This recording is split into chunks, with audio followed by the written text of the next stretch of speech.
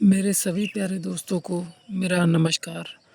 और जैसा कि आप सब जानते हैं कि हम लोग यूपी टेट एग्ज़ाम के लिए सामान्य हिंदी का जो पोर्शन है वो तैयार कर रहे हैं।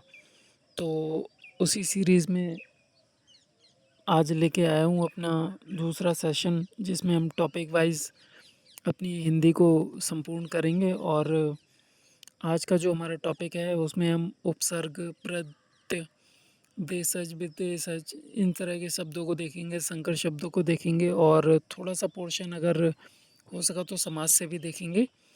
तो बिना टाइम गँवाए चलिए शुरू करते हैं अपनी आज की क्लास को। और सबसे पहला जो टॉपिक है हमारा आज की क्लास में वो है उपसर्ग। तो फ्रेंड्स, जैसा कि आप सभी जानते ही होंगे कि उपसर्ग ऐसे शब्दांश होते हैं जो किसी भी शब्द की शुरुआत में लगते हैं। और अगर इनकी परिभाषा को बताया जाए तो उपसर्ग वे शब्दांश होते हैं जो किसी शब्द से पहले जुड़कर उसके अर्थ में बदलाव ला देते हैं, मतलब उसके अर्थ को बदल देते हैं। जैसे अभी प्लस मान, तो मान का अपना अर्थ होता है। और जब इसके आगे हम अभी लगा देते हैं शब्दांश, शब्दांश उनको कहते हैं जिनका अपना वैसे कोई अर्थ नहीं होता, लेकिन जब किसी शब्द के साथ लग जाते हैं तो उसका अर्थ बदल देते हैं।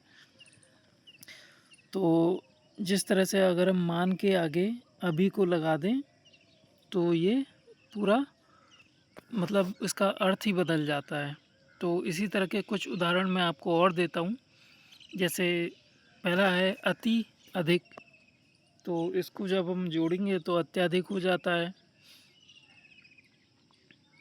अत्यंत हो जाता है, अतिरिक्त हो जाता है, अतिशय हो जाता है। मतलब ये जो शब्द हैं वो ऐसे हैं जिनके आगे हम अति उपसर्ग का प्रयोग करते हैं।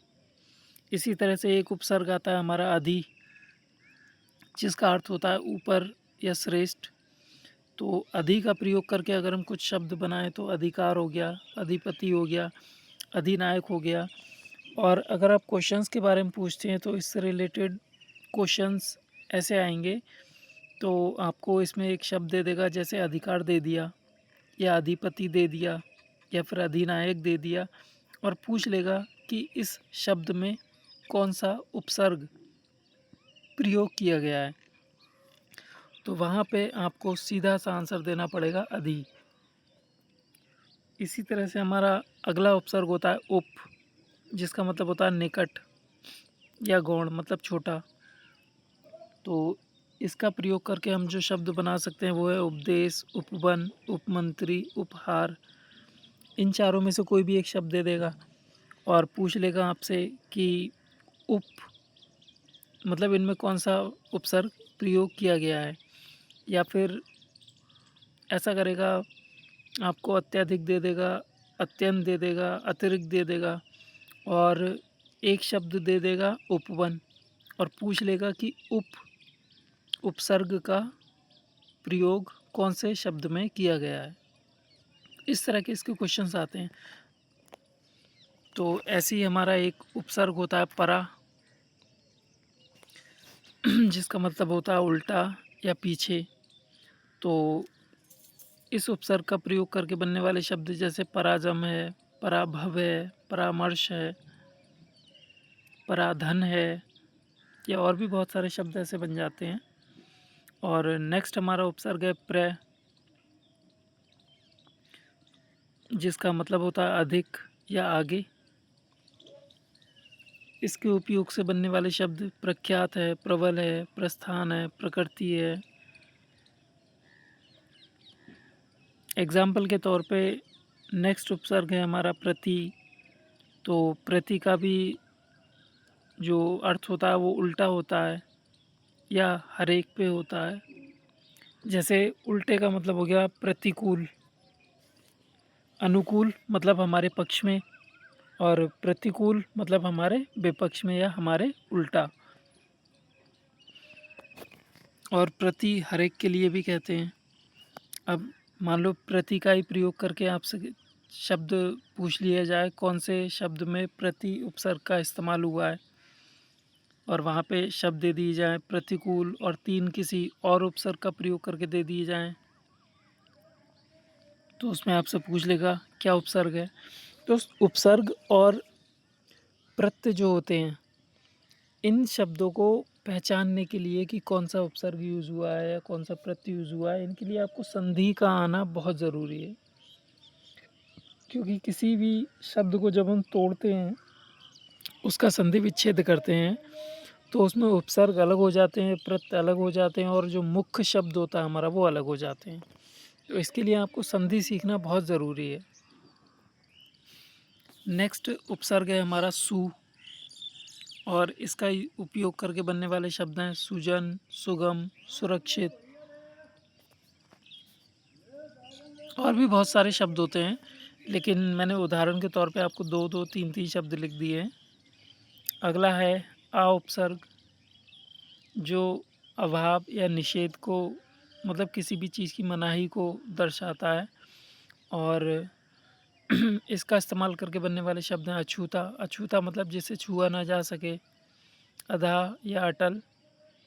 ऐसे ही अगला उपसर्ग है नी। नी का मतलब होता है किसी चीज़ के बिना, जैसे निगोड़ा, निडर यानी बिना डर के, निहत्था यानी जिसके हाथ में कोई भी हथियार ना हो, उसे कहते हैं निहत्था। निकम्मा यानी जो किसी काम का ना हो। ऐसे ही अगला उपसर्ग है हमारा भर। भर का मतलब होता है पूरा, जैसे भरपेट, भरपूर, भरसक, भरमार। और अगला उपसर्ग इसी श्रेणी में आता है हमारा उन, जिसका मतलब होता है एक कम। एक कम, जैसे पता है मैथ में 19 कहते हैं। 19 का मतलब पता है क्या होता है? उन का मतलब एक कम, और 20 मतलब 20 से एक कम होता है, तो उसे हम 19 कहते हैं। वहाँ पे उनका मतलब भी एक कम होता है, यानी 20 से एक कम 19, इसलिए उसमें उन लगा होता है। बाकी और भी उदाहरण हैं, 29 है, 59 है, 69 है, 39 है, मतलब 40 से एक कम 39। ऐसे ही अगला उपसर्ग आता है हमारा सब। सब का मतलब होता है अधीन या फिर नीचे, तो सब जज यानी जज से नीचे। इसको अंग्रेजी में भी ऐसे यूज़ कर लेते हैं, जैसे सब इंस्पेक्टर, सब कमेटी, सब जज। ऐसे ही एक होता है डिप्टी। डिप्टी का मतलब होता है सहायक, और डिप्टी का भी यूज़ कई बार इंग्लिश में हो जाता है। डिप्टी कलेक्टर है, डिप्टी मिनिस्टर है। ऐसे ही एक आता है जनरल। जनरल मतलब प्रधान, तो जनरल मैनेजर है, जनरल सेक्रेटरी है। और पुनर है। पुनर का मतलब होता है दोबारा से, यानी फिर से, जैसे पुनर्जन्म, पुनर्लेखन, पुनर्जीवन। और भी बहुत सारे शब्द आते हैं, पुनर्गठन। ऐसी अगला उपसर्ग जो है हमारा बहिर है। बहिर का मतलब बाहर, बहिर्गमन यानी बाहर जाना, बहिष्कार। और अगला उपसर्ग इसी में होता है हमारा सत। सत का मतलब सच्चा। अब जैसे सज्जन है, सज्जन को आपसे संधि विच्छेद करने को कहे, तो आप इसकी कैसे करोगे संधि विच्छेद? भाई सीधी सी बात है, सत धन जन लिखोगे। जन का मतलब मानस यानी मानव, और सत मतलब सच्चा, तो उसी को तो कहते हैं सज्जन। ऐसी सत्कर्म है, सदाचार है, सत्कार्य है, यानी अच्छा कार्य है। ठीक है, तो ये हमारे जो कुछ उपसर्ग थे जो एग्ज़ाम्स में मोस्टली आते हैं, जिनसे क्वेश्चंस पूछे जाते हैं। और क्वेश्चन पूछने का तरीका मैंने आपको बता ही दिया, वो 4 शब्द दे देगा, जिसमें से किसी एक शब्द में किसी एक उपसर्ग का इस्तेमाल होगा और बाकी 3 शब्दों में उस उपसर्ग का इस्तेमाल नहीं होगा। तो अगर आप संधि विच्छेद करना जानते होंगे और उसका संधि विच्छेद करके देखेंगे, तो आपको उपसर्ग और प्रत्यय जानने में, पहचानने में कोई दिक्कत नहीं होगी। तो मेरा मानना यही है कि संधि विच्छेद के टॉपिक को बहुत अच्छे से पढ़ के जाइएगा। अब ये तो थी बात उपसर्गों की, अब बात करते हैं प्रत्यय की। और सबसे पहले मैं आपको प्रत्यय के बारे में बता देता हूँ कि ये प्रत्यय जो हैं वो क्या होते हैं, कितने प्रकार के होते हैं। तो ये ऐसे शब्दांश होते हैं जो किसी मूल शब्द के बाद में जुड़कर उसमें एक विशेषता ला देते हैं। मतलब उपसर्ग जो होते हैं वो हमारे मूल शब्द के पहले जुड़ते हैं और प्रत्यय जो होते हैं वो हमारे मूल शब्द के बाद में जुड़ते हैं। प्रत्यय भी एक तरह के शब्दांश होते हैं, मतलब इनका अपना कोई अर्थ नहीं होता।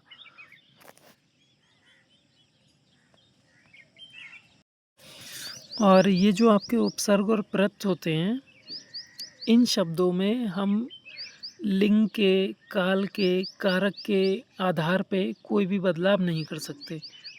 इसीलिए इनको अभिकारी शब्द कहते हैं, उपसर्ग को भी और प्रत्यय को भी। तो सबसे पहले मैं आपको प्रत्ययों के बारे में थोड़ा-सा बता देता हूँ कि प्रत्यय जो हैं वो हमारे अभिकारी शब्दांश होते हैं और ये शब्दों के उपरांत, उपरांत का मतलब है बाद में, जो मूल शब्द होते हैं उनके बाद में जोड़े जाते हैं। अब उदाहरण के तौर पे जैसे तैर है, तैर शब्द के बाद में आँख जोड़ दूँ तो हो जाता है तैराक। ठीक है? तैर एक क्रिया है। भाई तैरना एक क्रिया ही तो होता है। ठीक है? यानी तैरना काम होता है एक, तैरने का काम किया जाता है। अब अगर इसके बाद में आँख शब्द जोड़ दिया जाए तो ये हमारा प्रत्यय हो गया। ठीक है? और दोनों शब्दों को जोड़ने से बन जाता है तैराक। जहाँ तैर एक क्रिया थी वहीं तैराक एक आपका मतलब उस क्रिया को करने वाले के लिए कहते हैं तैराक। ठीक है? और प्रत्ययों के दो भेद होते हैं। एक होता है कृत प्रत्यय और दूसरा होता है तद्धित।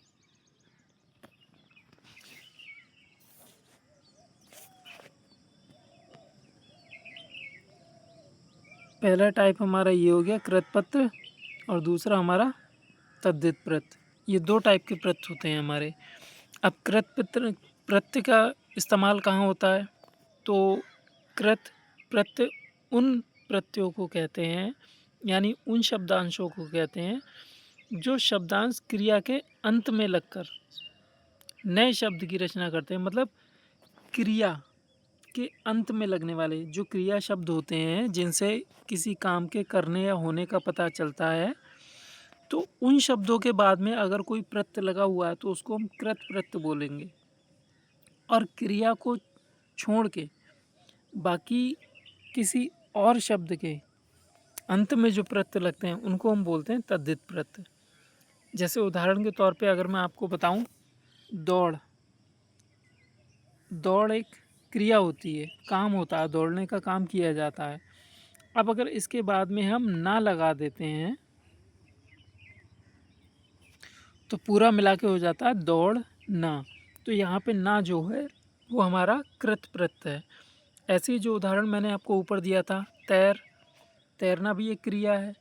अब इसके बाद में अगर आँख जोड़ रहा है तो आँख हमारा कौन सा प्रत्यय हुआ? ये हो गया हमारा कृत प्रत्यय। ठीक है? मतलब जहाँ भी क्रिया शब्दों के अंत में कोई भी प्रत्यय लगा होगा तो उसको हम कृत प्रत्यय कहेंगे। ठीक है?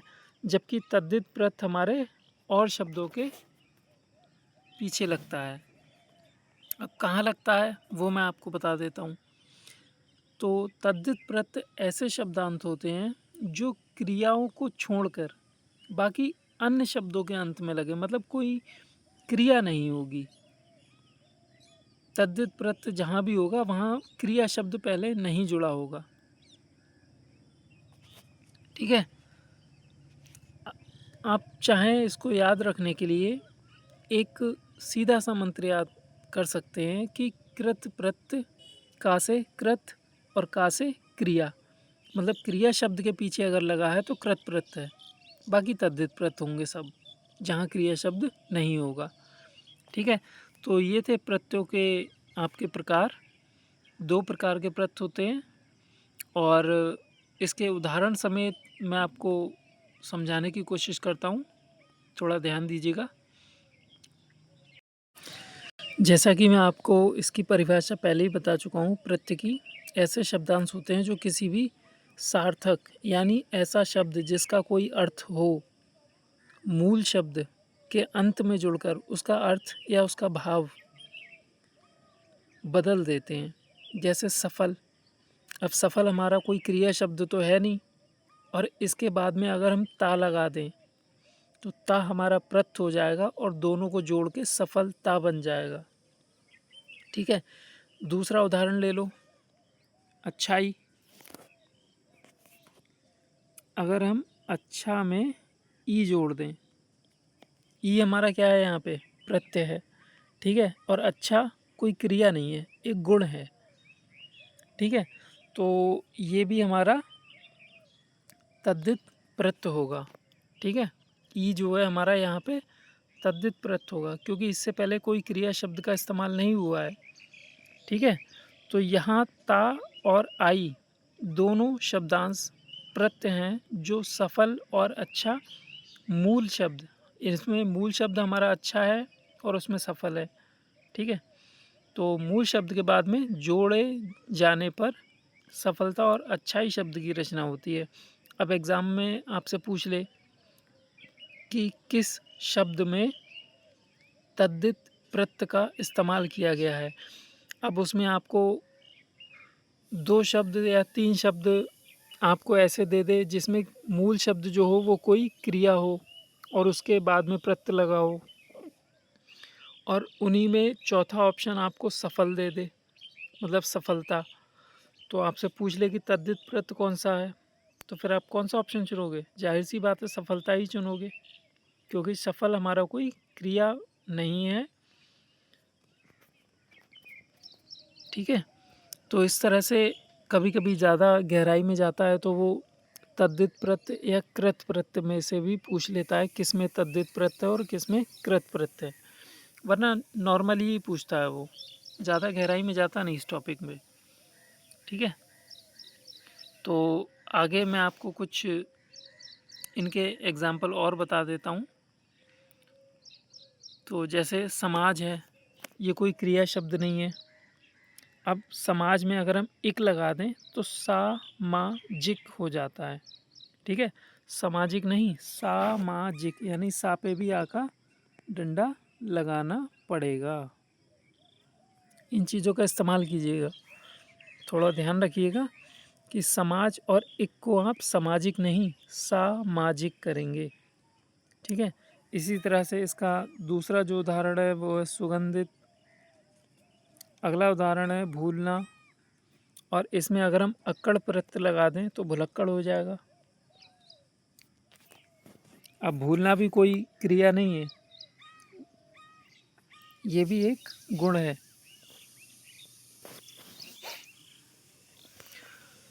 इसी तरह से और भी उदाहरण है, मीठा, अगर इसमें हम आस प्रत्यय लगा दें तो मिठास हो जाएगा।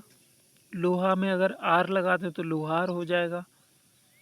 नाटक में अगर कार लगा दें तो नाटककार हो जाएगा। इसी तरह से बड़े में आई लगा दें तो बढ़ई हो जाएगा।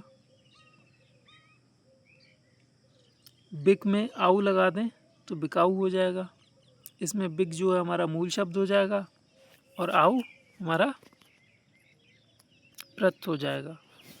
नेक्स्ट है होन, होन में अगर हम हार जोड़ दें तो होनहार हो गया। ऐसी लेनदार में दार प्रत्यय हो गया हमारा। नेक्स्ट है घट या घटिया हो जाता है। गाड़ी में अगर हम बाला प्रत्यय लगा दें तो गाड़ी वाला हो जाएगा। ऐसे ही दया में लू प्रत्यय लगा दें तो दयालु हो जाएगा। यानी मूल शब्द और प्रत्यय में आपको डिफ्रेंशिएट करना पड़ेगा।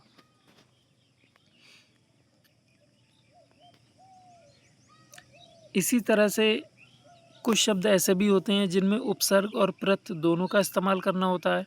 जैसे एक बहुत ही जो एग्ज़ाम में कई बार आने वाला एक शब्द है पर्यावरण। ठीक है, तो पर्यावरण में उपसर्ग भी होता है और प्रत्यय भी होता है, और ये शब्द कई बार दे देता है एग्ज़ाम में, सीधा सीधा पूछ लेता है कि पर्यावरण में कौन सा उपसर्ग है या कौन सा प्रत्यय है, और दोनों ही चीज़ें होती हैं पर्यावरण में। ऐसी और भी है, आध्यात्मिक है, जिसमें अधि प्लस इक, अधि उपसर्ग हो गया, इक प्रत्यय हो गया और आत्म ये जो हमारा मूल शब्द हो गया। निर्दयता होता है जिसमें निर उपसर्ग हो जाएगा और ता प्रत्यय हो जाएगा, जबकि मूल शब्द दया हो रहता है। ऐसे ही अपमानित हो गया, अप धन मान धन इत, यानी अप हमारा उपसर्ग हो गया, मान हमारा मूल शब्द हो गया और इत हमारा प्रत्यय हो गया। ऐसी दुस्साहसी है, दुस उपसर्ग हो गया, साहस मूल शब्द हो गया और साहसी में ई जो आ रहा है ये हमारा प्रत्यय हो गया। ऐसी एक उदाहरण है निर्दयी, जिसमें निर धन दया धन ई। ऐसी स्वतंत्रता हो गया, स्व हमारा उपसर्ग हो गया, तंत्र हमारा मूल शब्द हो गया और ता हमारा प्रत्यय हो गया। ऐसी संपूर्णता हो गया, जिसमें सम धन पूर्ण धनता, परिश्रमी है, परि धन श्रम धन ई। ऐसी अपराधी एक शब्द हो गया, जिसमें उपसर्ग और प्रत्यय दोनों का ही प्रयोग किया गया है। ऐसे सम्मानित हो गया, मतलब ये कुछ शब्द ऐसे हैं जो आपको ध्यान रखने पड़ेंगे, क्योंकि इन शब्दों में से भी पूछ लेता है एग्ज़ाम में डायरेक्ट। उपसर्ग वाले और सिर्फ प्रत्यय वाले शब्द तो कोई भी इंसान बहुत जल्दी से पहचान जाता है, लेकिन एग्जामिनर अगर कंफ्यूज करने के मूड में है, क्वेश्चन गलत करवाने के मूड में है, तो वो इसी तरह के शब्द दे देता है। इसी तरह से सम्मानित हो गया, सम धनवाद धन ई।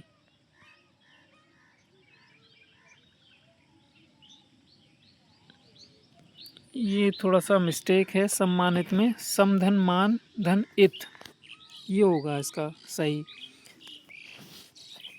ये तो संवादित हो गया, ये इन्होंने थोड़ा गलत कर दिया है टाइपिंग में, तो इसको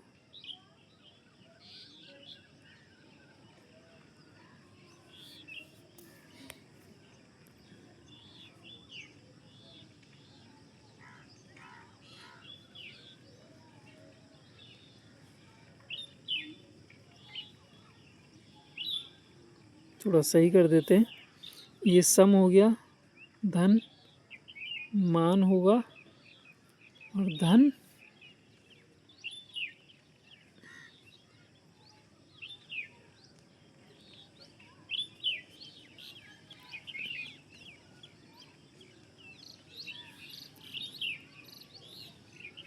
इत हो जाएगा, सम्मानित।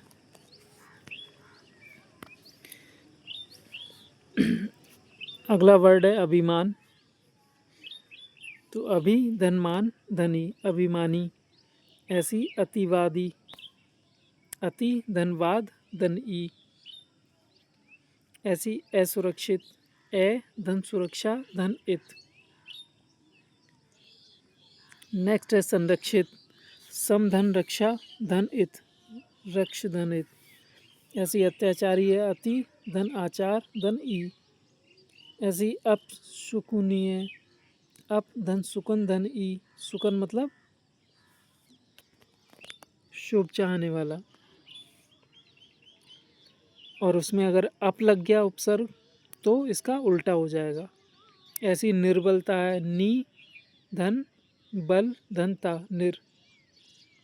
ऐसी अगला है निर्भयता, इसमें भी निर उपसर्ग का प्रयोग हुआ है। अलौकिक है, इसमें ए उपसर्ग का प्रयोग हुआ है। लोक मतलब जनता। ऐसी अनैतिक है, इसमें भी ए उपसर्ग का प्रयोग हुआ है और ई इक जो है आपका प्रत्यय है। ऐसी परिपूर्णता है, परिधन पूर्ण धनता। ऐसी कुकर्मी है, कु धन कर्म धन ई। और इसी तरह से अगला उदाहरण है अधार्मिक, ए धन धर्म धन इक, क्योंकि धर्म और इक जब जोड़ा जाएगा तो धार्मिक हो जाएगा। जैसे समाज में इक लगाते हैं तो सामाजिक हो जाता है। इसी तरह से अगला उदाहरण है अनुदारता, अन धन उदार धन ता। तो ये तो थी बात हमारे उपसर्ग और प्रत्यय की। इसमें अभी और भी उदाहरण करवाऊंगा मैं आपको, पर्यायवाची शब्द वगैरह भी आज की क्लास में करेंगे।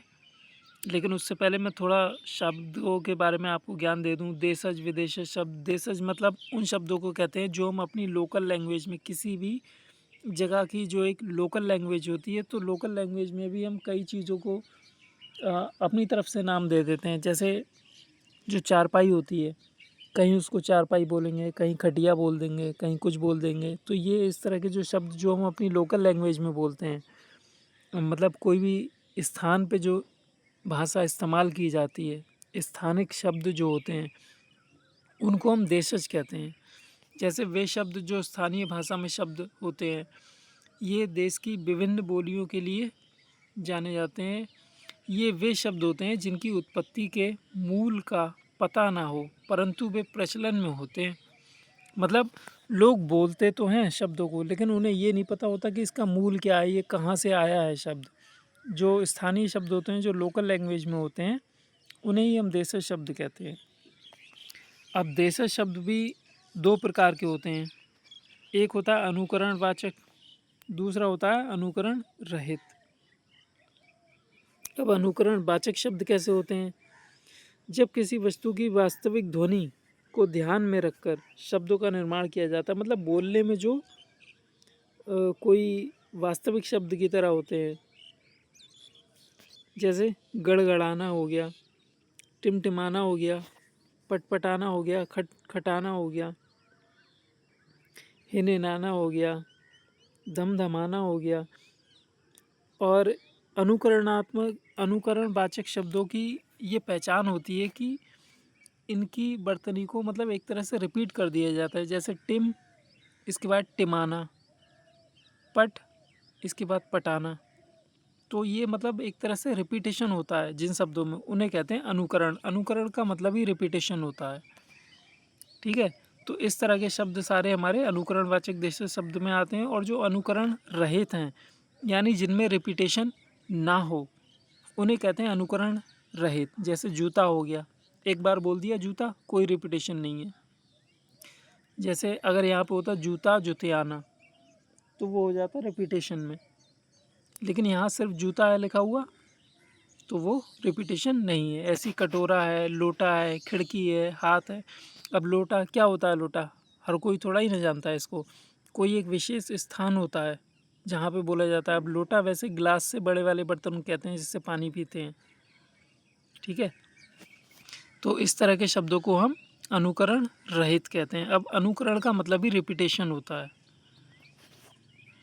ये बात आप याद रखिए। तो जहाँ भी शब्दों में रिपीटेशन आ जाता है वो अनुकरणात्मक हो जाता है, और रिपीटेशन ना हो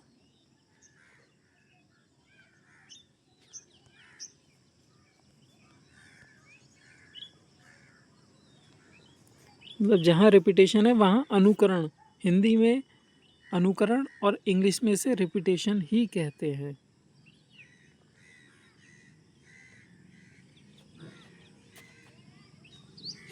तो चलिए इससे आगे बढ़ते हैं। अब बात आती है विदेशी शब्दों की, जैसे हमने जो दूसरे देशों से अपनी भाषा में इस्तेमाल किए हैं। उदाहरण के तौर पे अगर आपको बताऊं, ज़्यादातर अरबी शब्द होते हैं, फ़ारसी होते हैं, तुर्की होते हैं, अंग्रेज़ी होते हैं, पुर्तगाली होते हैं। तो इन शब्दों को हम विदेशज कहते हैं, जो हमने विदेश से लिए हैं।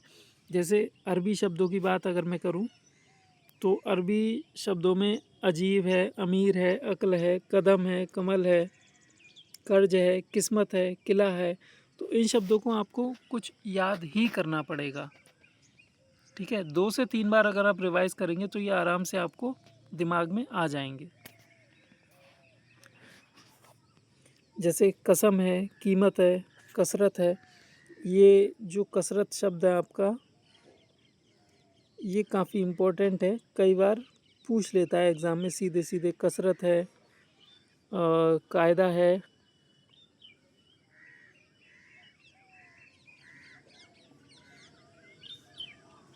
कातिल भी कई बार पूछ लेता है। जो इम्पोर्टेंट शब्द है उन पे मैं राउंड कर दे रहा हूँ। दुकान है, दुनिया है, दुनिया भी कई बार पूछ लेता है एग्ज़ाम्स में। दीन है, नतीजा है, नशा है, नकद है, नकल है, नहर है। फ़कीर शब्द पूछ लेता है आपसे कौन सी भाषा का शब्द है। तो अरबी भाषा का है ये। फैसला भी पूछ लेता है कई बार। ख़त्म है, ख़त है, ख़याल है, बहुत इम्पोर्टेंट है। खिदमत भी इम्पोर्टेंट है। गरीब, गैर है, जाहिल है। जाहिल शब्द भी कई बार पूछा है एग्ज़ाम में। जिस्म भी पूछा है, अरबी शब्द है। जलसा है, जनाब है, जवाब है।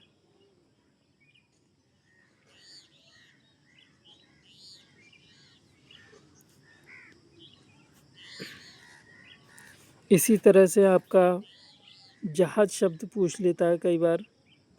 जालिम पूछ लेता है। ज़िक्र है, हमला है, हवालात पूछ लेता है, बहुत ही इम्पोर्टेंट शब्द है। हौसला है, आखिर है, आदत है। आदमी शब्द पूछ लेता है बहुत बार। इनाम भी पूछा गया है, इज़्ज़त भी पूछा गया है। इमारत है, इस्तीफ़ा भी पूछा गया है। तादाद है, तरक्की है, तारीख़ है। तारीख़ भी पूछ लेता है और तकिया भी, तमाशा भी। ये तीनों शब्द बहुत इम्पोर्टेंट हैं। दिमाग है, दवा है, दावत है। दफ्तर भी पूछा हुआ है। दुआ है, बहस है। मुहावरा भी पूछ लेता है। मजबूर है, मामूली है। और मुकदमा शब्द भी बहुत इम्पोर्टेंट है। मुल्क है, मौसम भी पूछ लेता है। मौका है, मशहूर है, मतलब है। वकील, वकील शब्द भी कई बार पूछा गया है। और शराब और हैजा ये नॉर्मली हैं। इसी तरह से कुछ शब्द जो हमने फ़ारस से लिए हैं, फ़ारसी, तो इसमें भी कई इम्पोर्टेंट हैं। और स्टार्टिंग के ये जो आराम है, आवारा है, आमदनी है, ये बहुत इम्पोर्टेंट हैं। इसके बाद उम्मीद भी पूछ लेता है, पूछा गया है। इसके बाद खामोश है, गवाह है, गिरफ्तार भी है। गुलाब है, चूंकि, चेहरा, चाशनी। चाशनी शब्द भी कई बार पूछा गया है। ज़िंदगी भी पूछा गया है। और जज भी पूछ लेता है। तनख्वाह भी पूछा गया है। मतलब सारे मोस्टली जो इम्पोर्टेंट शब्द ही हैं, लेकिन जो बहुत ज़्यादा इम्पोर्टेंट है उन पे मैंने ये राउंड कर दिया है, तो इनको तो आप ज़रूर ध्यान रखिएगा। दीवार है, देहात है, दुकान है, दरबार। दरबार भी पूछ लेता है और दुकान भी पूछ लेता है, कई बार पूछा गया है ये। दंगल है, दिल है, दिलेर है। दरबार है, दरबार शब्द भी कई बार पूछा गया है। दवा है, नाव है, पैदावार है। पुल है, पुल भी पूछा गया है। पारा है, बीमार है, बेरहम है। बीमार भी पूछा गया है कई बार। ठीक है, तो ये बहुत ज़्यादा इम्पोर्टेंट वर्ड्स हैं। नेक्स्ट अब तुर्की शब्द। तो तुर्की में जो कालीन है, कैंची है, ये तो बहुत ही इम्पोर्टेंट है। कालीन और कैंची। कुली है, कुड़की भी पूछा गया है कई बार। उर्दू है, उर्दू शब्द भी पूछ लेता है कौन सी भाषा का है। मुग़ल है, काबू है, चमचा है, तोप है, तमगा है। इसमें से तोप इम्पोर्टेंट है आपके लिए। बैंगन है, बहादुर है। लाश शब्द भी इम्पोर्टेंट है। लफंगा है, सौगात है, सुराग है। ये सारे तुर्की वर्ड्स हैं। इनको सिर्फ रिवाइज़ करने के अलावा और कोई ऑप्शन नहीं है, तो ये आपको याद ही करने पड़ेंगे। और याद करने की एक ट्रिक ये है कि इन शब्दों को आप एक कहानी की तरह पढ़ें। मतलब कोशिश करें कोई एक कहानी बनाने की जिसमें ये सारे वर्ड्स आप ला सकें, तो इस तरह से आपको याद हो जाएंगे। और इसी तरह से नेक्स्ट हमारे पुर्तगाली भाषा से जो हमने शब्द लिए हैं वो है अलमारी, बाल्टी, चाबी, फीता, तंबाकू, इस्पात, कमीज़। इसमें आपका जो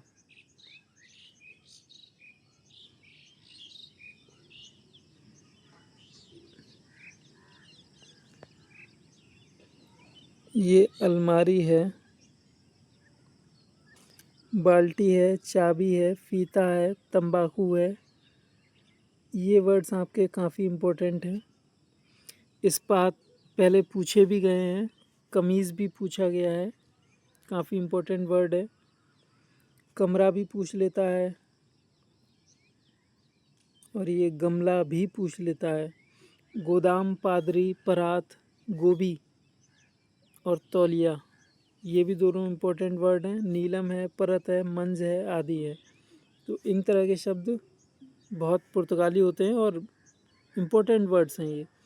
इसके बाद आपके आते हैं अंग्रेज़ी शब्द, जो लिखते तो हम हिंदी में हैं, देवनागरी लिपि में हैं, लेकिन बोले इंग्लिश में ही जाते हैं। अब इसमें से आपका ड्राइवर है, पेंसिल है, ड्राइवर और पेंसिल काफ़ी इम्पोर्टेंट वर्ड्स हैं। नंबर है, थर्मामीटर भी कई बार पूछा गया है। Petrol, order, enter, earring, commission, camp, quarter, cricket, guard, jail, chairman, tuition, notice, nurse, nurse भी पूछा गया है। पार्टी है, प्लेट है, इंजन है, डॉक्टर भी पूछा गया है। लालटेन भी पूछा गया है। स्लेट है, अस्पताल शब्द भी पूछ लिया है। पार्सल है, पाउडर है, कॉलर है, अफसर, ये भी पूछा जाता है। कप्तान है, बोतल है, मील है, अपील है, अपील शब्द भी पूछा गया है। इंच है, एजेंसी है, कंपनी है, कमिश्नर भी पूछ लेता है। क्लास है, काउंसिल है, गजट है, डायरी है, डिप्टी है, डिप्टी शब्द भी पूछा गया है। इसके बाद आते हैं शंकर शब्द। और शंकर शब्द वे होते हैं जो दो अलग अलग भाषाओं के शब्दों से मिलाकर बना लिए गए हों। जैसे रेल और गाड़ी, ठीक है, रेल इंग्लिश का वर्ड है, गाड़ी हिंदी का है, मिला के बन जाता है रेलगाड़ी। क्योंकि ये दो भाषाओं के शब्दों से मिल के बना है, इसलिए इसको संकर शब्द कहते हैं। और ये जो शब्द है, इसमें से आपको शब्द ही दिए जाते हैं और ये पूछ लिया जाता है कि कौन सी भाषा से लिए गए हैं। मतलब आपसे ये नहीं पूछेगा कि शंकर शब्द किसे कहते हैं, बस आपसे ये पूछ लेगा शंकर शब्द कौन सा है।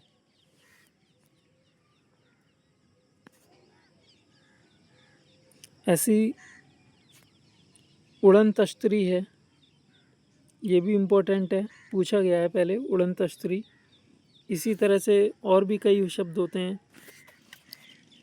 अगर आप लोगों के दिमाग में आ रहा हो तो बताइए ज़रा एक आध शब्द।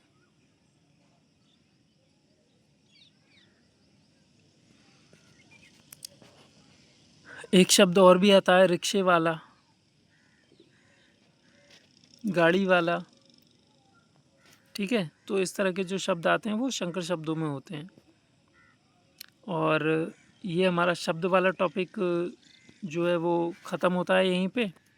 आगे हम कुछ मुहावरे और लोकोक्तियाँ भी देखेंगे जो काफ़ी इम्पोर्टेंट हैं और अक्सर पूछ लिए जाते हैं। तो सबसे पहले तो मैं आपको मुहावरों के जो परिभाषा है वो बता देता हूँ।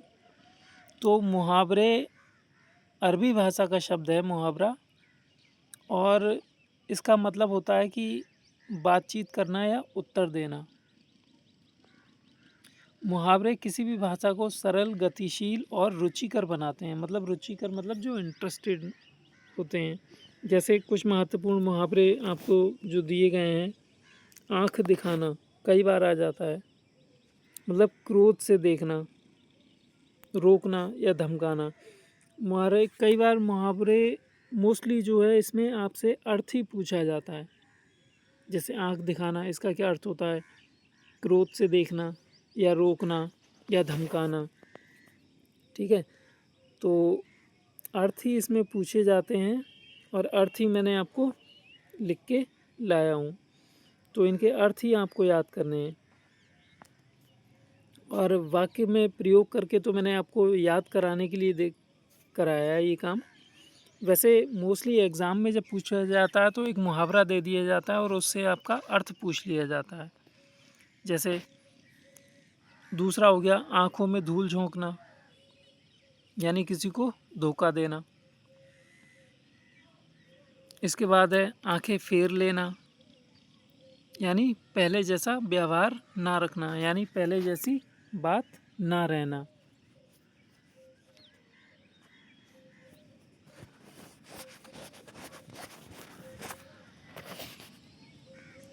ऐसी अगला है आंखें लाल करना, यानी क्रोध से देखना। अगला है खून पसीना एक करना, यानी बहुत कठिन परिश्रम करना।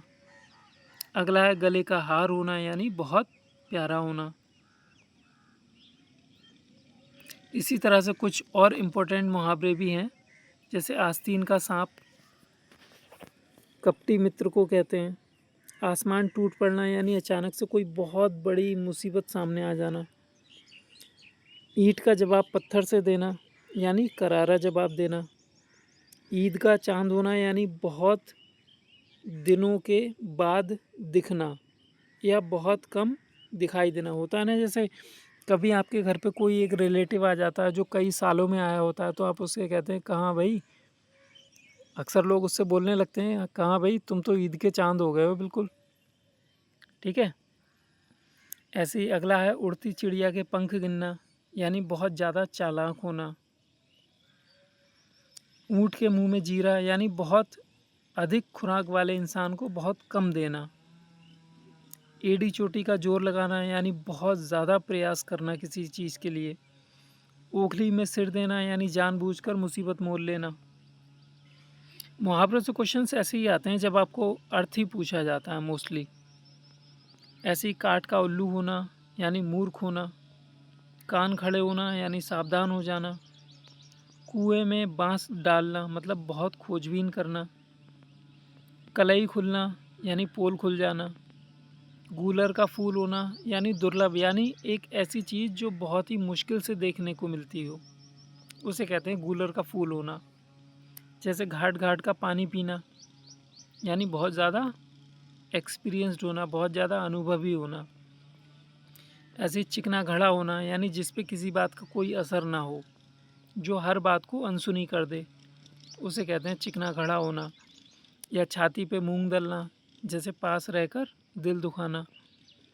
टेढ़ी खीर होना, यानी बहुत कठिन काम होना। नाको चने चबाना, यानी बहुत सताना, बहुत ज़्यादा परेशान करना। ऐसी सब्ज बाग दिखाना, यानी झूठी आशा देना। अभी फ़िलहाल ये मैंने एक तरह से आपको डेमो दिया है मुहावरों का। बाकी इनकी एक अच्छी खासी लिस्ट है मेरे पास, जो मैं आपको इस वीडियो के बाद में दिखाऊंगा। वो सारे मुहावरे भी मैं आपको बताऊंगा ज़रूर। ठीक है। और अब बात आती है लोकोक्ति की। तो लोकोक्ति क्या होता है, सबसे पहले इसकी मैं आपको बताने की कोशिश करता हूँ परिभाषा। तो बहुत अधिक प्रचलित और लोगों के मुंह चढ़े वाक्य लोकोक्ति के तौर पे जाने जाते हैं। मतलब अक्सर जिन बातों को लोग कहते रहते हैं, एक ताने के तौर पे मारते रहते हैं, तो इस तरह के जो वाक्य होते हैं उन्हें लोकोक्ति बोलते हैं हम। जैसे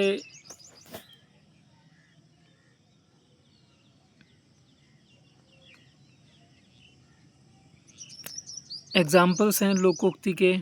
अंधों में काना राजा, यानी मूर्खों में कुछ पढ़ा लिखा व्यक्ति।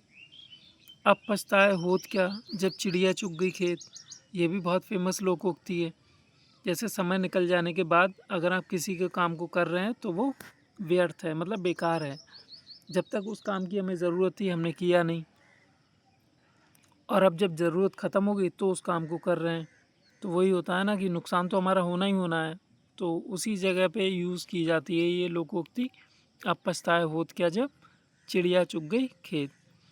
इसका अगली है अंधा क्या चाहे दो आंखें, यानी मनचाही बात हो जाना। अंधेर नगरी चौपट राजा, टकसेर भाजी टकासेर खाजा। ये भी बहुत फेमस लोकोक्ति है। जहाँ मालिक मूर्ख हो वहाँ सद्गुणों का आदर नहीं होता। इसका अर्थ है, और अर्थ ही पूछे जाते हैं, तो अकल के अंधे गांठ के पूरे, यानी बुद्धिहीन है किंतु धनवान है। अपने मुंह मियाँ मिट्ठू बनना, यानी अपनी प्रशंसा अपने आप करना। अंत भला तो सब भला, यानी परिणाम अगर अच्छा हो जाए तो सब अच्छा होता है। आप मेहनत करें ना करें, लेकिन अगर आपका सिलेक्शन हो जाता है तो उसका वही है कि अंत भला और सब भला। तो इस तरह से आप अर्थ अपने कॉमन सेंस से भी लगा सकते हैं। अंधे की लकड़ी, यानी किसी इंसान का एक सहारा हो अकेला। अपनी छाछ को कोई खट्टा नहीं कहता, यानी अपनी चीज़ की कोई बुराई नहीं करता। अपनी नींद सोना, अपनी नींद जागना, यानी पूर्ण तरह आज़ाद होना, पूरी तरह से आज़ाद होना। ओखली में सिर दिया तो मूसलों से क्या डर, मतलब काम करने पर उतारू होना। आ बैल मुझे बार, मतलब स्वयं मुसीबत मोल लेना। आम के आम गुठलियों के दाम, यानी बहुत अच्छे से लाभ हो जाना, बहुत अधिक लाभ हो जाना। आगे कुआं पीछे खाई, यानी दोनों तरफ से विपत्ति आ जाना।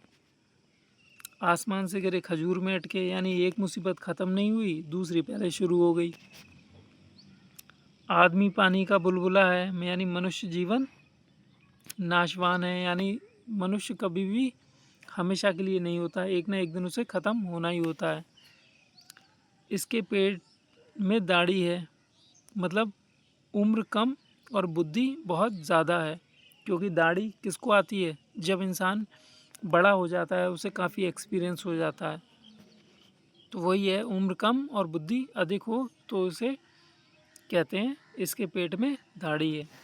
ऐसी ऊँट के मुंह में जीरा, यानी किसी की खाने की डोज तो बहुत है, कोई खाता है 10 रोटियां और आप उसको दे रहे हो 2 रोटी, तो वही हिसाब हो गया ना, ये ऊँट के मुंह में जीरा। ठीक है। बाकी लोकोक्तियाँ और जो आपके मुहावरे हैं, ये मैं और भी कराऊंगा। इस वीडियो में सिर्फ एक डेमो के तौर पे दिया गया है। बाकी इस वीडियो के लास्ट में मैं आपको एक काफ़ी लंबी चौड़ी लिस्ट देने वाला हूँ, तो उन मुहावरों को भी आप एग्ज़ाम में जाने से पहले एक बार ज़रूर पढ़ के जाएं, ताकि वो भी काफ़ी इम्पोर्टेंट है, ताकि इनसे आने वाला क्वेश्चन आपका छूटे नहीं। लेकिन फ़िलहाल उसके लिए एक शॉर्टकट में जो रिवीजन टाइप का है, वो आपको समास का रिवीजन भी करा देता हूँ मैं। ठीक है। तो इस वीडियो को आप एक डेमो के तौर पे ले सकते हैं। डेमो से मतलब है, यहाँ पे चीज़ें मैं आपको शॉर्टकट में उनके बारे में जानकारी दे रहा हूँ, बाकी पूरी डिटेल्ड एक्सप्लेनेशन के साथ इसी वीडियो के बाद में फिर से मैं पढ़ाऊँगा इन चीज़ों को। अब बात आती है समास की। तो जब दो या दो से अधिक शब्दों के मेल से एक नया शब्द बनता है, तो इस प्रक्रिया को समास कहते हैं। और समास का जो शाब्दिक अर्थ होता है, उसे मतलब संक्षेप भी कहते हैं, मतलब किसी बड़ी चीज़ को छोटे में लिखना, उसे समास कहते हैं। जैसे गंगा का जल, अब अगर इसमें से हम का को गायब कर दें तो शब्द छोटा हो गया, यहाँ से गंगा का जल, लेकिन यहाँ हमने लिख दिया सिर्फ गंगा जल।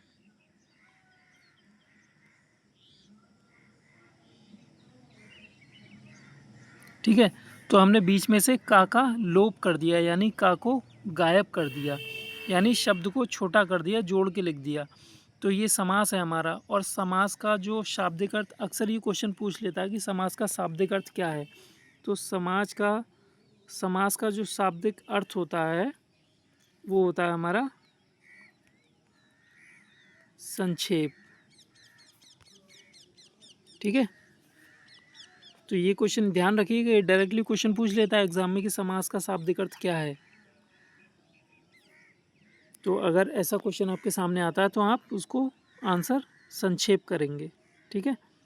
ऐसे ही दूसरा जो आपका एग्जाम्पल है, वो है राजा का पुत्र। अब राजा का पुत्र, यहाँ 3 शब्द हैं, अगर इसको हम जोड़ के लिख दें तो राजपुत्र हो गया। ठीक है। इसमें भी हमने का लोप कर दिया, यानी शब्द को छोटा कर दिया। ठीक है। तो इसको भी समास के अंतर्गत रखेंगे। नेक्स्ट है, समास कितने प्रकार के होते हैं। कभी कभी साधारण सा क्वेश्चन भी पूछ लेता है एग्जामिनर, अगर अच्छे मूड में हो, कि समास कितने प्रकार का होता है। तो यहाँ पे आप साफ साफ कहेंगे कि समास 6 प्रकार का होता है, जिसमें से पहला है आपका अव्ययीभाव, दूसरा है तत्पुरुष, तीसरा है द्विगु, चौथा है द्वंद्व, पांचवा है बहुब्रीहि और छठा है कर्मधारय। शॉर्टकट में अगर मैं बताऊं तो कर्मधारय समास में आपको एक विशेष और एक विशेषण मिल जाएगा। मतलब जहाँ भी कोई एक विशेषण शब्द दिया हो और विशेष दिया हो तो वहाँ कर्मधारय समास आता है। बहुब्रीहि समास में ज़्यादातर भगवान वगैरह के नाम आते हैं, जैसे नीलकंठ हो गया, या फिर चक्रपाणि हो गया, शूलपाणि हो गया। द्वंद्व समास जहाँ दोनों पद प्रधान होते हैं, यानी पहले वाले वर्ड की भी अपनी वैल्यू होती है, दूसरे वाले वर्ड की भी अपनी वैल्यू होती है। एग्जाम्पल के तौर पे माता और पिता। इसे पहचानने का एक शॉर्टकट भी होता है, दोनों शब्दों के बीच में एक छोटा सा डैश लगा होता है, तो जहाँ भी डैश आती है वो द्वंद्व समास में आ जाता है। द्विगु समास की जो पहचान होती है, तो द्विगु समास में पहला शब्द जो है वो संख्यावाची होता है, यानी जहाँ भी संख्या की बात आती है वो द्विगु समास में जाते हैं, जैसे तिराहा, चौराहा, ठीक है, दोराहा, चारपाई, त्रिमासा, चौमासा। इस तरह के जो जितने भी वर्ड्स आते हैं वो द्विगु में आते हैं। और तत्पुरुष समास में जहाँ भी का, की, के का लोप होता हो, एग्जाम्पल के तौर पे मैं आगे समझाऊंगा आपको। और बाकी अव्ययी भाव समास में इसकी जो पहचान होती है वो ये होती है कि किसी भी शब्द के शुरुआत में यदि कोई अव्यय है लगा हुआ या कोई उपसर्ग है लगा हुआ, तो वहाँ पे अव्ययी भाव समास आता है। इन सबको मैं एक्सप्लेन करूँगा आपको डिटेल में। फ़िलहाल मैं आपको एक शॉर्टकट बता रहा हूँ पहचानने के लिए। जैसे अब शुरुआत करें तो सबसे पहला हमारा अव्ययी भाव समास है।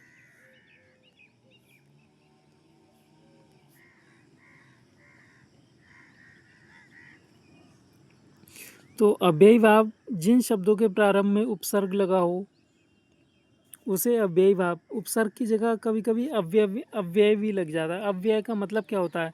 जिसका कुछ भी खर्च ना हो। व्यय मतलब खर्च होना और अव्यय मतलब खर्च ना होना, यानी जो शब्द जैसा होता है वैसा ही बना रहता है, उन शब्दों को अव्यय कहते हैं हम।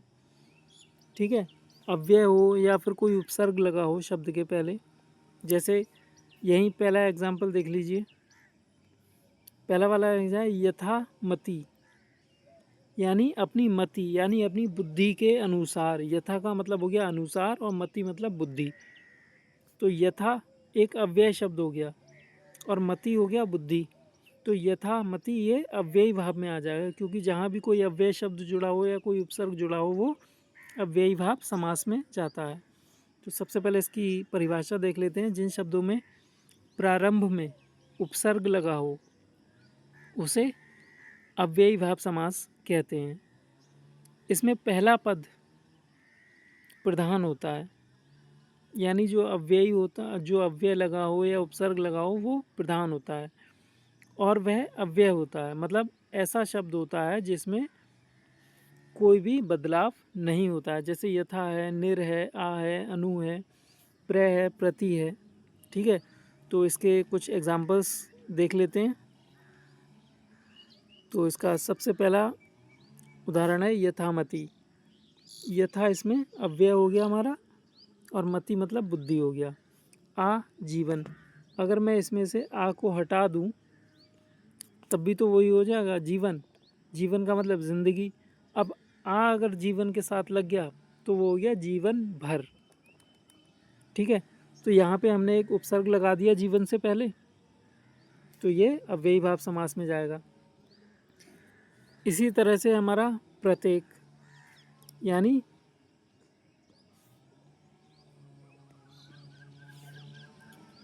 प्रति धन एक, ये हो गया हमारा प्रत्येक। अगर इसे मिलाएंगे तो ये हमारा प्रत्येक बन जाएगा। ठीक है, तो इसमें अगर मैं पूछूं आपसे कि कौन सा उपसर्ग लगा है तो आप लोग साफ साफ कहेंगे कि ये उपसर्ग लगा है प्रति। ठीक है, और मैंने कहा जहाँ भी उपसर्ग लगा हो वो अव्ययी भाव समास का पार्ट होता है। ठीक है, ऐसी है आमरण। इसका मूल शब्द है मरण, उपसर्ग लगा हुआ है आ, तो जहाँ उपसर्ग होता है वो अव्ययी भाव समास में जाता है। ऐसी प्रति मास यानी हर महीने, प्रत्येक महीने। ठीक है। इसी तरह से यथाशक्ति, यथा का मतलब होता है शक्ति के अनुसार। यथा एक अव्यय शब्द हो गया। ठीक है, तो अव्यय की बात होगी तो अव्ययी भाव समास में जाएगा। ऐसी यथा विधि यानी विधि के अनुसार, यथा क्रम यानी क्रम के अनुसार, निसंदेह मतलब बिना संदेह के। ऐसी भरपूर, भर भी मैंने आपको बताया था एक उपसर्ग होता है, और पूर मतलब पूरा, यानी पूरा भरा हुआ। तो जहाँ पे भर यानी उपसर्ग आ गया तो वो अव्ययी भाव समास में जाएगा। अब अव्यय की एक छोटी सी डेफिनेशन दे रखी है। जिन शब्दों पर लिंग, कारक, काल यानी जिन शब्दों पर इन चीज़ों का कोई असर नहीं होता, लिंग, कारक या काल की वजह से जो शब्द अपने आप को नहीं बदलते हैं उन्हें अव्यय कहते हैं। ठीक है, मतलब शब्द लिंग कोई भी हो, कारक कोई भी हो, काल कोई भी हो, जो शब्द जैसा है वैसा ही रहेगा। ठीक है, जैसे भर, पूर या फिर निसंदेह। अगर हम इसको अपने वाक्य में प्रयोग करें, जैसे सोहन निसंदेह अच्छा लड़का है, तो निसंदेह अपने आप में वैसा ही रहा। मैंने सोहन का उपयोग कर लिया यानी एक लड़के का, यानी लिंग की बात कर रहा हूँ मैं। अगर मैं सोहन की जगह मीना का उपयोग करूँगा तो मीना के लिए भी मैं निसंदेह ही यूज़ करूँगा। जैसे मीना निसंदेह एक अच्छी लड़की है, या सोहन निसंदेह एक अच्छा लड़का है। मतलब ये जो वर्ड है निसंदेह, इसमें कोई भी परिवर्तन नहीं हो रहा है। ठीक है, लिंग की वजह से। चाहे मैं काल, अगर काल का प्रयोग करूं, जैसे सोहन निसंदेह कल दिल्ली जाएगा, मतलब इसमें आने वाले काल को यूज़ कर लिया मैंने। अब इसी को अगर मैं कह दूं सोहन निसंदेह कल दिल्ली गया था, यानी यहाँ पे मैंने काल बदल दिया, लेकिन ये निसंदेह जो शब्द है ये जैसा का तैसा ही बना रहा है, इसमें कोई भी बदलाव नहीं हुआ। ठीक है, इसीलिए इस निसंदेह को हम अव्यय कहेंगे, क्योंकि अव्यय हम उन्हीं शब्दों को कहते हैं जिनमें लिंग की या काल की या कारक की दृष्टि से कोई भी बदलाव ना हो। यानी लिंग बदलने से, काल बदलने से या कारक बदलने से जो शब्द नहीं बदले जाते, जिन पे कोई असर नहीं होता है, उन शब्दों को हम अव्यय कहते हैं। ठीक है, समझ आ रहा है नहीं? थोड़ा सा ध्यान देंगे और अगर इस क्लास को एक दो बार और रिवाइज करेंगे तो आपको सारी चीज़ें एकदम क्लियर हो जाएंगी। तो ये था हमारा अव्ययी भाव समास। और अब बात करते हैं हम तत्पुरुष समास की। इस तत्पुरुष समास के भी कई भेद होते हैं। फिलहाल तत्पुरुष समास क्या होता है ये आप जानिए। तत्पुरुष समास वह होता है जिसमें उत्तर पद प्रधान होता है। उत्तर पद यानी बाद वाला पद, मतलब पहला पद, क्योंकि बाद वाले को गौण कहते हैं। ठीक है, तो जिसमें पहला पद प्रधान होगा वहाँ तत्पुरुष समास आएगा। शायद ऐसे आपको समझ ना आए, जैसे ही मैं एग्जाम्पल दूंगा तो आपको समझ आ जाएगा। तत्पुरुष समास वह होता है जिसमें उत्तर पद प्रधान होता है, अर्थात प्रथम पद गौण होता है एवं उत्तर पद की प्रधानता होती है। समास करते वक्त बीच की विभक्ति का लोप हो जाता है। जैसे मैंने आपको बताया था ना, जैसे का है, से है, जैसे राजा का पुत्र, मैंने जो आपको उदाहरण दिया था,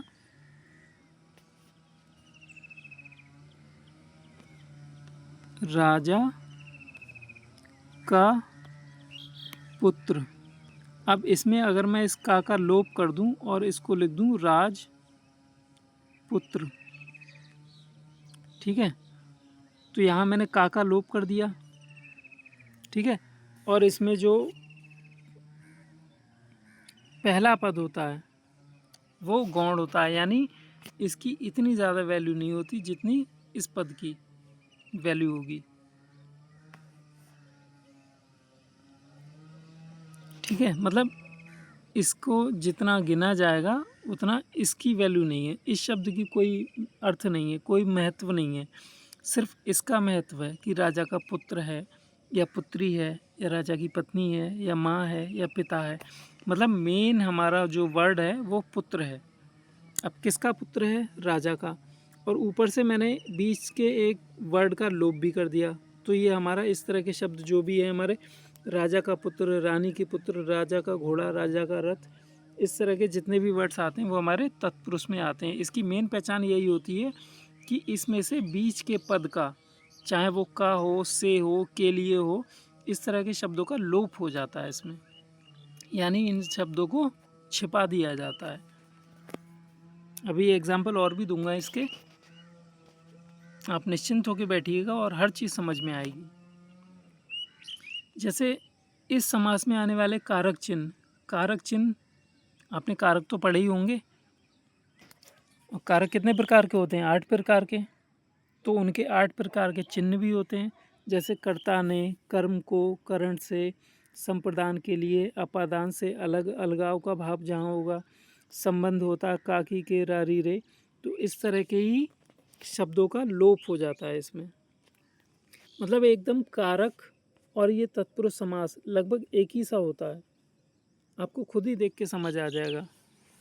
मतलब जिस तरह के कारक के चिन्ह होते हैं उन, जैसे का, की के, रा, री, रे, या के लिए, या कर्ता ने, कर्म को, मतलब ये जो ने और ये जो को हैं, इस तरह के शब्दों का लोप कर दिया जाता है, मतलब छिपा दिया जाता है। और जहाँ भी ऐसे शब्द छिपा दिए जाते हैं वहीं पे हमारा तत्पुरुष समास आता है। जैसे इसमें है विद्या के लिए, यानी ये जो वर्ड है, इसमें है राजा का पुत्र, ये जो वर्ड है ये भी एक तरह से कारक चिन्ह है। जन्म से, ऐसी मास को, शाख को, मूर्ति को, ठीक है। तो इस तरह के शब्दों का लोप कर दिया जाता है, यानी इन्हें छिपा दिया जाता है। जहाँ भी ऐसा होता है वहाँ तत्पुरुष समास आता है हमारा। अब अगर जैसे आपने कारक पढ़ा, तो कारक में जहाँ भी कर्ता कारक होता है वहाँ पे इसकी पहचान क्या होती है? ने, यानी विभक्ति चिन्ह जो होता है हमारा ने होता है। जहाँ भी कर्म कारक होता है वहाँ हमारा विभक्ति चिन्ह को का इस्तेमाल किया जाता है। तो ऐसे ही जैसे यहाँ पे दिया हुआ है राजा का पुत्र, तो राजा का, ये का जो है ये राजा और उसके पुत्र के बीच का संबंध दर्शा रहा है। यानी जो हमारा संबंध कारक होता है इसका जो हमारा चिन्ह होता है वो होता है का। ठीक है, इतना तो समझ गए। यानी राजा का जो पुत्र है, इस शब्द में हमारे संबंध कारक का इस्तेमाल किया गया है। अब अगर आपसे समास पूछ ले तो हमारा यहाँ पे संबंध तत्पुरुष समास होगा। ठीक है, मतलब जो कारक यहाँ पे छिपाया जा रहा है, जौन से कारक का चिन्ह यहाँ पे लोप किया जा रहा है, वही वाला समास भी होगा। जैसे अगर राजा का है, अब हमें पता है कि ये का जो है हमें संबंध कारक को चिन्ह है, संबंध कारक का चिन्ह है, संबंध कारक को दर्शा रहा है ये का। ठीक है, तो जब हमें ये पता चल गया कि यहाँ पे संबंध कारक है, तो यहाँ पे जो तत्पुरुष समास होगा वो भी संबंध तत्पुरुष समास ही होगा। क्योंकि मैंने आपको बता ही दिया कि तत्पुरुष समास के कई अन्य प्रकार भी होते हैं, और कौन सा प्रकार का तत्पुरुष समास है ये बात हम इस विभक्ति को देखकर ही पता लगाते हैं। ठीक है, तो जो भी विभक्ति होगी, जिस समास की विभक्ति होगी वही तत्पुरुष होगा। यहाँ पे दोनों चीज़ों को एक साथ, मतलब एक कंपैरेटिव स्टडी से ही पता लगेगा आपको। अगर आपने समास वाला टॉपिक मतलब कारक वाला टॉपिक अच्छे से किया है तो आप अच्छे से पहचान जाएंगे कि कहाँ पे कौन सा तत्पुरुष समास है।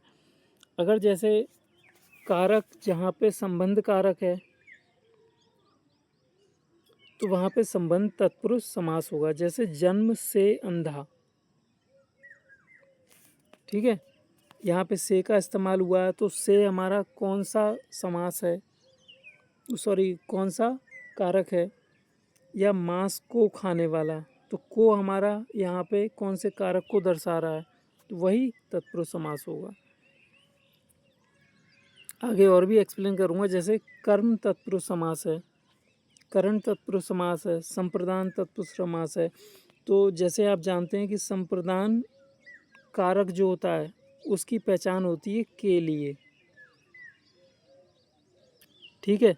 तो जहाँ भी इस शब्द का लोप होगा वहाँ पे मतलब संप्रदान तत्पुरुष समास होगा।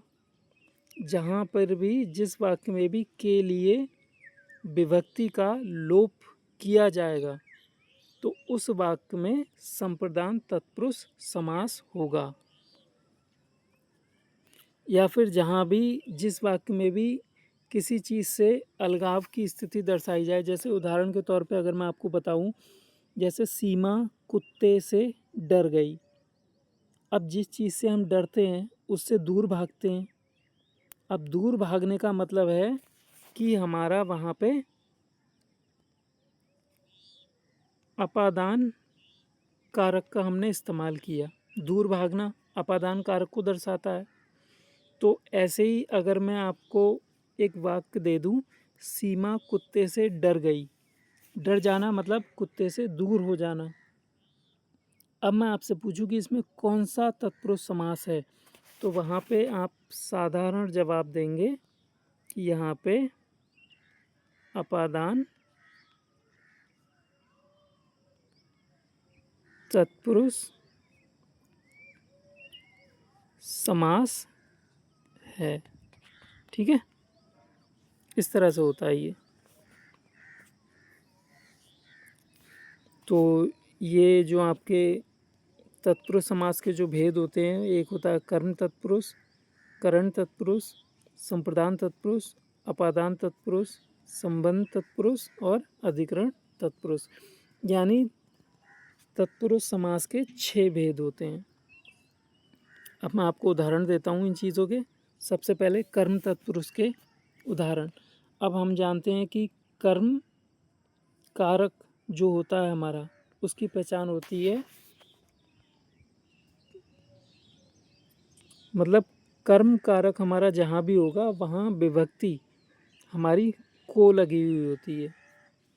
ये तो आपको कारक पढ़ाते टाइम बताया होगा कि कर्म कारक की विभक्ति जो होती है वो को होती है को।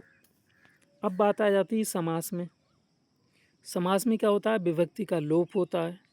तो जहाँ भी को विभक्ति का लोप किया जाएगा वहाँ पे आपका कर्म तत्पुरुष समास हो जाएगा, क्योंकि कर्म कारक की विभक्ति होती है को और को का किया जा रहा है लोप। तो जहाँ भी को का लोप किया जाएगा वहाँ कर्म तत्पुरुष समास होगा। आई बात समझ? क्लियर हुआ? अब इसके उदाहरण है माखन चोर। अगर हम इसको थोड़ा एक्सप्लेन करके पढ़ें तो माखन को चुराने वाला, यहाँ को है विभक्ति, ठीक है।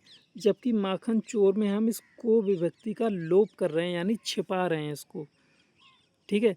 तो अगर आपसे पूछ लिया जाए माखन चोर में कौन सा समास है, तो आप बताएंगे कर्म तत्पुरुष समास है, ठीक है। हुआ क्लियर?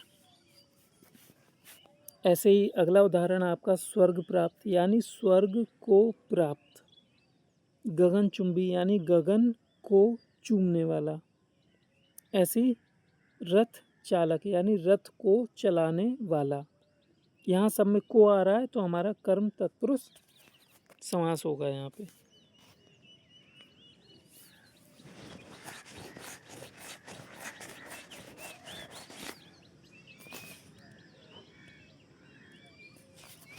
चलिए इसी तरह से आगे बढ़ते हैं और आगे हमारा करण तत्पुरुष।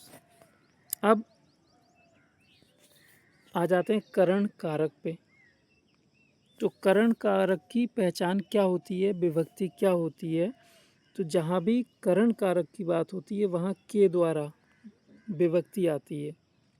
मतलब अगर हम किसी वाक्य में के द्वारा का लोप कर रहे हैं, यानी के द्वारा को छिपा रहे हैं, तो वहाँ पे हमारा समास पूछा जाए तो करण तत्पुरुष समास हो जाएगा। अब इसके उदाहरण है शो का कुल। अब करण कारक की विभक्ति केवल के द्वारा नहीं होती, से भी होती है। तो जहाँ पे भी से या के द्वारा का लोप किया जाएगा वहाँ हमारा समास करण तत्पुरुष होगा। ये हुई बात। तो चलिए इसके आगे उदाहरण कर लेते हैं। शोकाकुल मतलब शोक से आकुल। आकुल का मतलब है शोक से चिंता, चिंतित। ऐसी करुणापूर्ण, करुणा से पूर्ण, करुणा से भरा हुआ यानी ममता से भरा हुआ, दया से भरा हुआ। अकाल पीड़ित यानी अकाल से पीड़ित, अकाल से परेशान। ऐसी भूखमरा यानी भूख से मरा। तो जहाँ भी से या के द्वारा को लोप होगा वहाँ हमारा करण तत्पुरुष होगा। ये हमारा दूसरा तत्पुरुष समास का भेद। तीसरा है संप्रदान तत्पुरुष समास।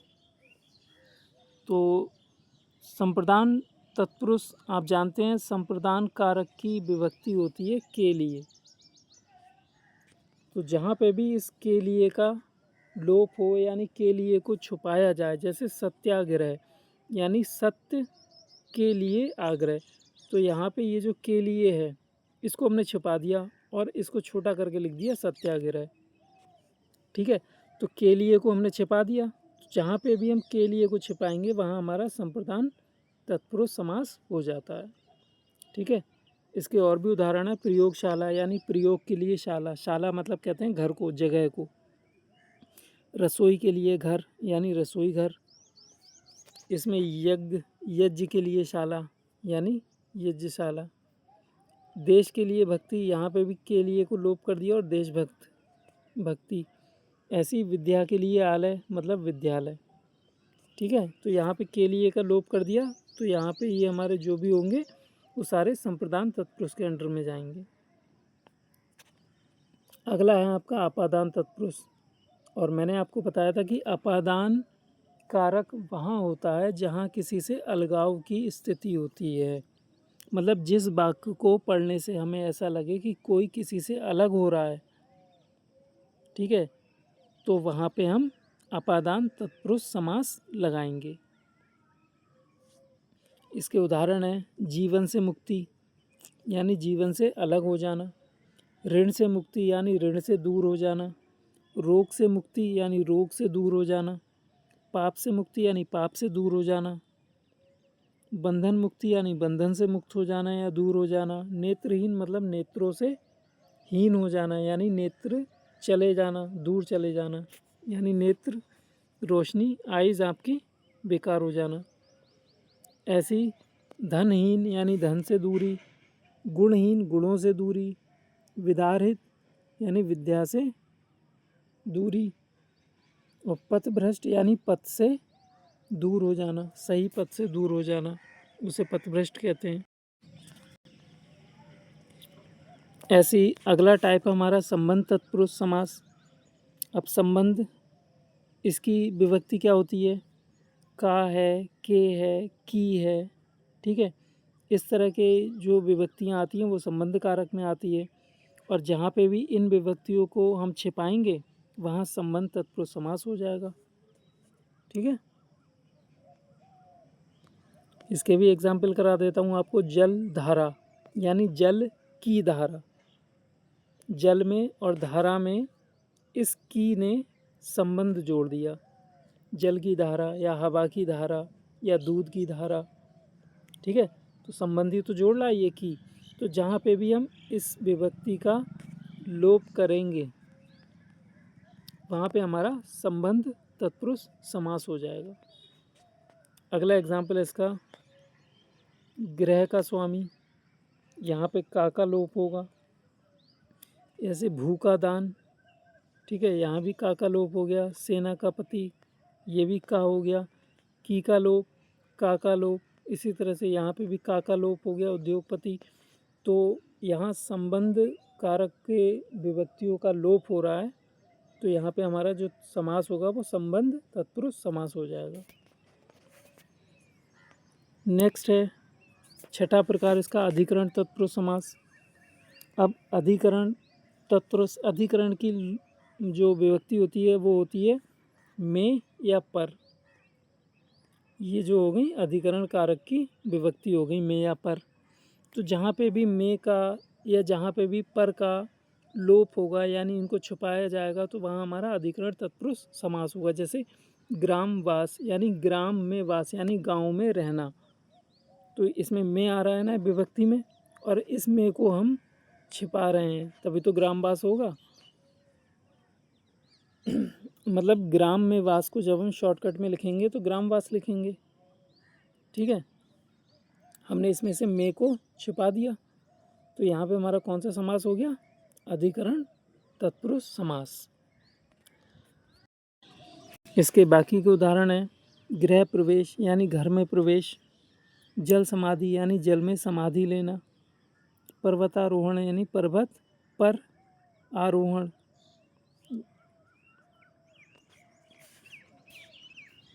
इसके और उदाहरण है, जलज यानी जल में जन्मा हुआ, आप बीती यानी आप पर बीती यानी अपने आप पर बीता हुआ, ठीक है। तो ये सारे हमारे उदाहरण है इसके। अब नेक्स्ट आता है द्विगु समास। तो द्विगु समास कहाँ होता है, जहाँ उत्तर पद प्रधान हो तथा एक शब्द विशेषण तथा दूसरा विशेष होता है, किंतु कर्मधारय में इतना अंतर होता है। इससे विशेषण शब्द संख्यावाचक होते हैं, इसे द्विगु समास कहते हैं। जिस शब्द में पहला शब्द संख्या या वह हमेशा द्विगु समास होता है, परंतु इसके कुछ अपवाद हैं, जैसे त्रिनेत्र, त्रिलोचन, त्रिभुज। अब चतुर्भुज किसको कहते हैं, विष्णु जी को। त्रिलोचन किसको कहते हैं, तीन लोचन यानी तीन आँखों वाले, शंकर जी। त्रिनेत्र भी शंकर जी को कहते हैं, एक दंत मतलब एक दांत वाले, अर्थात गणेश जी। चतुरानन यानी जिनकी चार आनन, आनन कहते हैं भुजाओं को यानी हाथों को, जिसके चार हाथ होते हैं वो ब्रह्मा जी हैं। दशानन यानी जिसके 10 हाथ होते हैं वो रावण, 10 सिर भी हैं, ठीक है। त्रिशूल, त्रिशूल, ये सभी जो हैं संख्यावाची होते हुए भी बहुब्रीहि समास में आएंगे। मतलब जहाँ भी कोई एक ऐसा शब्द दे रखा हो जिसका अर्थ कोई तीसरे शब्द की ओर इशारा कर रहा हो, जैसे त्रिलोचन। अब इसमें पहला शब्द है तो संख्यावाची, लेकिन लोचन, अगर इन दोनों त्रि और लोचन दोनों शब्दों को हम मिला दें तो इसका अर्थ हो जाता है तीन आँखों वाला, तीन नेत्रों वाला। और तीन नेत्र किसके हैं, शंकर जी के। तो मतलब कहीं ना कहीं ये भगवान की ओर इशारा कर रहा है। तो ऐसे शब्द जो किसी न किसी भगवान की ओर यानी किसी तीसरे अर्थ की ओर इशारा करें, वो हमारे बहुब्रीहि समास में आते हैं, और मोस्टली इसमें भगवान के नाम आए आते हैं, ठीक है। तो ऐसे वैसे तो जहाँ भी संख्यावाची शब्द आ जाए किसी शब्द के पहले तो वो द्विगु समास में आते हैं। मैंने शॉर्टकट में बता दी है, परिभाषा आप समझोगे तो कंफ्यूज हो जाओगे, ठीक है। तो इसका जो शॉर्टकट है वो यही है कि जिन शब्दों में भी पहले कोई संख्यावाची शब्द आ जाए, जैसे 2, 3, 4, जैसे इसमें त्रि आया है, चतुर आया है, एक आया है, ठीक है, यहाँ भी चतुर आया है, यहाँ भी 10 आया है। तो इस तरह के शब्द वैसे तो द्विगु समास में आते हैं, लेकिन अगर कहीं ऐसा शब्द दे रखा हो जिसका अर्थ किसी तीसरे शब्द की ओर यानी किसी भगवान की ओर इशारा कर रहा हो, तो वहाँ पे हम द्विगु समास ना लगा के बहुब्रीहि समास लगाएंगे, ठीक है। ये है कहने का मतलब। उदाहरण से आपको और क्लियर हो जाएगा। तो चलते हैं इसके उदाहरण की जो, जब त्रिकोण यानी तीन कोण, तो ये हमारे त्रिभुज की ओर इशारा कर रहा है, क्योंकि त्रिभुज को हम त्रिकोण भी कहते हैं, ट्राइंगल को। जैसे ये हमारा ट्राइंगल है, सॉरी, ये हमारा ट्राइंगल है, एक कोण ये है, एक कोण ये है, एक कोण ये है, 3 कोण हो गए इसमें, यानी इसे त्रिकोण कहते हैं। अब त्रिकोण किसी भगवान की ओर तो इशारा कर नहीं रहा है, तो ये आएगा हमारे द्विगु समास में। ठीक है, ये आ गया हमारे द्विगु समास में।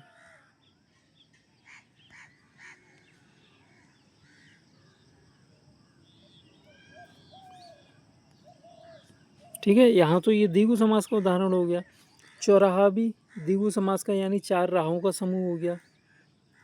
त्रिफला यानी 3 फलों का ग्रुप, वो भी द्विगु समास हो गया। चौमासा यानी 4 मास, मास कहते हैं महीने को, 4 महीनों का समूह, ये भी द्विगु समास में आएगा। सप्ताह यानी 7 दिनों का समूह। ठीक है, ये भी द्विगु समास का उदाहरण हो गया। त्रिवणा यानी वाणे यानी नदियों का समूह, 3 नदियों का समूह, ये भी द्विगु समास में। सप्त सिंधु यानी 7 सिंधुओं यानी 7 समुद्रों का समूह, ये भी हमारे द्विगु समास में आएगा। लेकिन वहीं अगर यहाँ पे दे दिया जाए आपको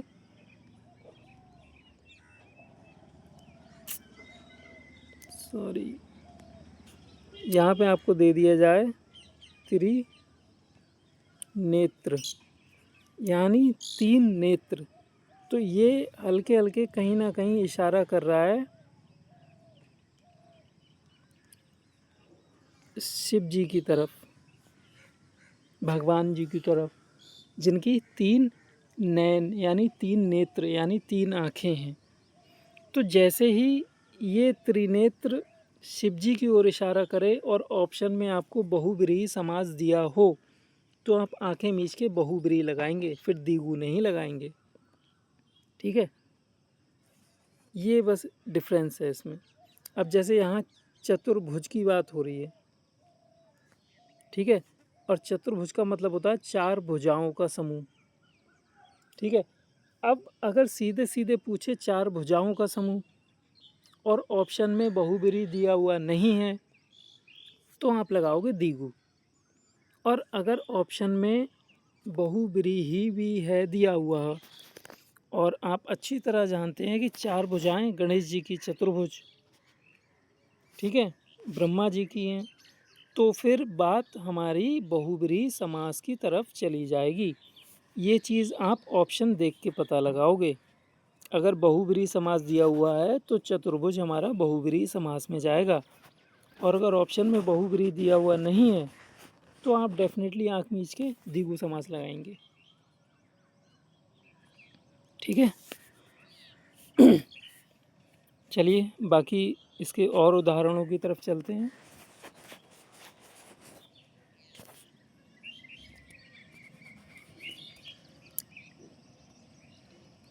नेक्स्ट हमारा जो समास है वो है द्वंद्व समास। और द्वंद्व में जो है, मैंने आपको बताया था कि दोनों जो इसके पद होते हैं, जैसे मैंने आपको उदाहरण भी दिया था, माता और पिता। ठीक है, और इनके बीच में अक्सर वो एक डैश लगा के ज़रूर देगा आपको, और जहाँ पे भी ये डैश लगाओ वहीं आप द्वंद्व समास ठोक देना सीधे। ठीक है, क्योंकि इसमें ये शब्द भी प्रधान है और ये शब्द भी प्रधान है, दोनों शब्द आपस में प्रधान हैं। एक दूसरे की वजह से किसी पे कोई फ़र्क नहीं पड़ता, ना इसकी प्रधानता कम है ना इसकी प्रधानता कम है, तो ऐसे में आप द्वंद्व समास का प्रयोग करेंगे। जैसे राजा रानी, दाल रोटी, माता पिता। एग्ज़ाम में पूछेगा तो सबसे पहले आपको राजा ऐसे डैश लगा के रानी पूछ लेगा।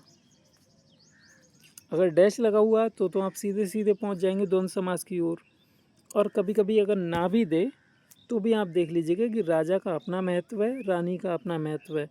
राजा रानी की जगह नहीं ले सकता, रानी राजा की जगह नहीं ले सकती। ठीक है, तो इस तरह के शब्द जो है वो हमारे द्वंद्व समास की ओर जाते हैं। जैसे अब मैंने आपको अभी अभी बताया था कि डैश होता है, सुख दुख में भी डैश है, दूध दही में भी डैश है, लेन देन में भी डैश है, लाभ हानि में भी डैश है, पाप पुण्य में भी है, ऊंचा नीचा में भी है, दाल चावल में भी है, और भला बुरा में भी डैश है।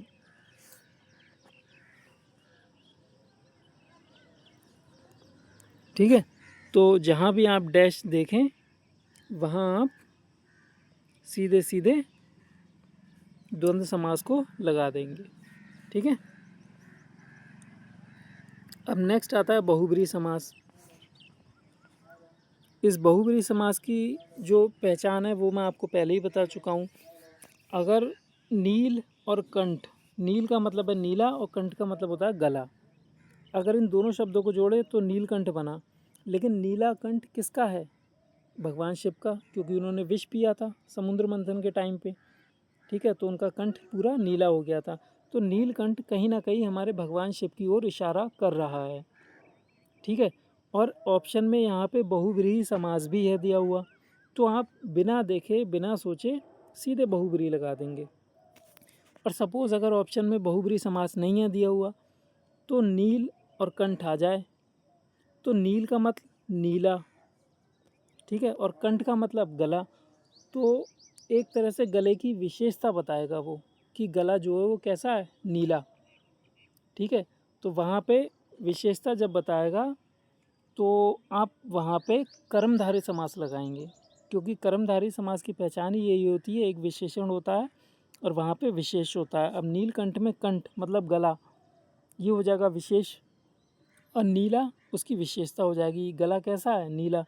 तो वहाँ पे ऐसे में आप क्या करेंगे, जो कर्मधारय समास है वो लगाएंगे। ठीक है,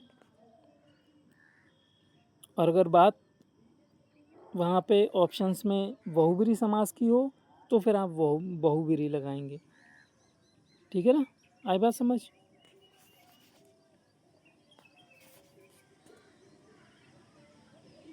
इसके और भी उदाहरण है। पवन पुत्र हनुमान जी को कहते हैं।